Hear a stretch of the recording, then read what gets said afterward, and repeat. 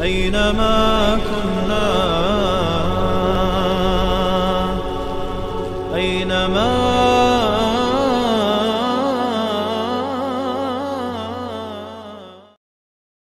بسم الله والحمد لله والصلاة والسلام على رسول الله اما بعد السلام علیکم و رحمت الله و برکاته.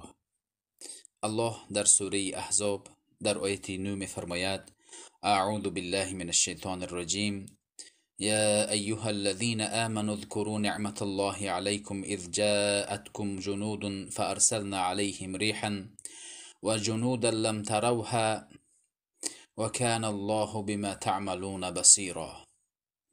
الله آنچه که در جنگ احزاب روی داده است الله یادآور میکند صحابگان و تمام مسلمانان را یادآور می‌سازد که چگونه مسلمانان بر سر مشرکان کافران غالب آمدند. الله میگوید ای کسانی که ایمان آورده اید، شما نعمت الله را، نعمت پیروزی می باشد که نعمت الله را به یاد آورید. عبدالله ابن مسعود میگویند که وقتی که الله گفت که یا ایها الذین آمنو، ای کسانی که ایمان آورده اید، شما گوش فرا بدهید که الله یا چیزی را به شما امر میکند یا از یگان کاری بدی از شما را نهی میکند. در اینجا الله میگوید که اذکروا نعمت الله، نعمت الله را، پیروزی را به یاد آورید. وقتی که شما ناامید گشتید، شما این جنگ احزاب را به یاد آورید که چگونه تعداد مسلمانان کم بودند و الله آنها را غالب کرد. نعمت الله. اذ جاءتكم جنود فارسلنا عليهم ريحا، وقتی که لشکری مشرکان، تمامی سرزمین عرب، تمامی قبایل عرب ها، غدفان و قریشی ها و تمامی مشرکان برای نابود کردن مسلمانان در مدینه، مدینه را از تمام مسلمانان تازه کردنی بودند، به خاک یکسان کردنی بودند.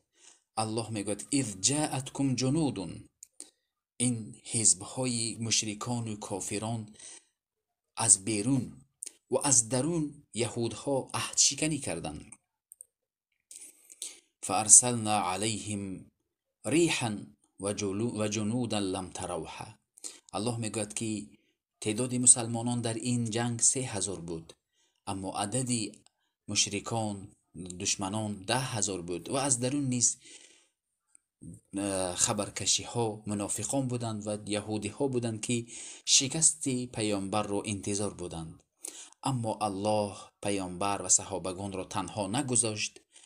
الله شمال فرستاد که پیامبر صلی الله علیه و سلم میگویند نصرت بالسبع و اهلکت عاد بالدبور، من با شمالی که از طرف مشرق میوزد یاری داده شدم. الله از طرف مشرق چنان شمال فرستاد که خیمه های آنها را از زمین کنده کرد و آتش آنها را خاموش کنند و چنان آنها به ترس و لرزه افکندند که آنها پراکنده شدند.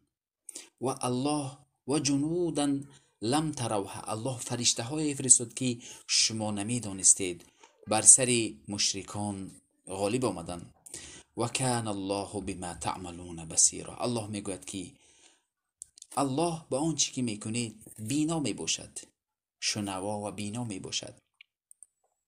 در حقیقت یک معجزه شد که الله شمال را فرستاد که خیمه های آنها را از زمین کنده کرد و آتش آنها را که گرم می شدند خاموش کرد.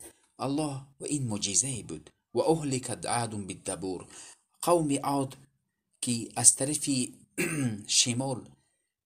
شمال وزیده بود و چنان قوم عادی که امتهای گذشته بود آنها را چند شب، 8 ایام و 8 روز شمال وزید که آنها را هلاک گردانده بود. شمال این لشکری از لشکری الله می باشد که و ما یعلم جنود ربک الا هو، لشکری الله را شما نمیدونید.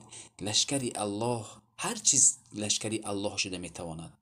ببینید وقتی که آتش ابراهیم علیه السلام رو وقتی که به آتش پرداختند که این آتش لشکر بود ظاهرا به پادشاهی نمرود، اما این آتش لشکری از لشکر ابراهیم علیه السلام گشت. الله قادر می باشد.